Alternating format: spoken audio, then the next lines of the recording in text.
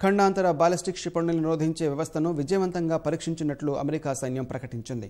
Martial ద్వీపం నుంచి దూసుకొచ్చిన లక్షిత క్షిపణిని California నుంచి ప్రయోగించిన మరో నిరోధక క్షిపణులు కాల్చివేశాయని పేర్కొంది.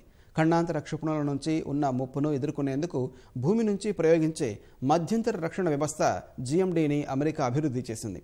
ఏదైనా శత్రు క్షిపణి వస్తున్నప్పుడు జిఎండిలోని నిరోధక క్షిపణులు గతిజ శక్తి ఆధారంగా వాటిని కూల్చివేస్తాయి. ఇదివరకే ఖండాంతర క్షిపణి నిరోధక వ్యవస్థను అమెరికా పరీక్షించినప్పటికీ విజయవంతం కావడం ఇదే తొలిసారని అమెరికా సైనిక వర్గాలు వెల్లడించాయి. 6,500 కిలోమీటర్ల దూరం నుంచి ప్రయోగించిన ఖండాంతర క్షిపణిలో వాహక విభాగాన్ని ఒక నిరోధక క్షిపణి కూల్చగా మిగిలిన భాగాన్ని మరో నిరోధక క్షిపణి ధ్వంసం చేసినట్లు ఆ ప్రకటనలో సైన్యం వివరించింది. ఈ క్షిపణితో కీలక మైలురాయిని అధిగమించినట్లు అమెరికా క్షిపణి రక్షణ వ్యవస్థ అధిపతి శామ్యుల్ గ్రేవ్స్ వెల్లడించారు.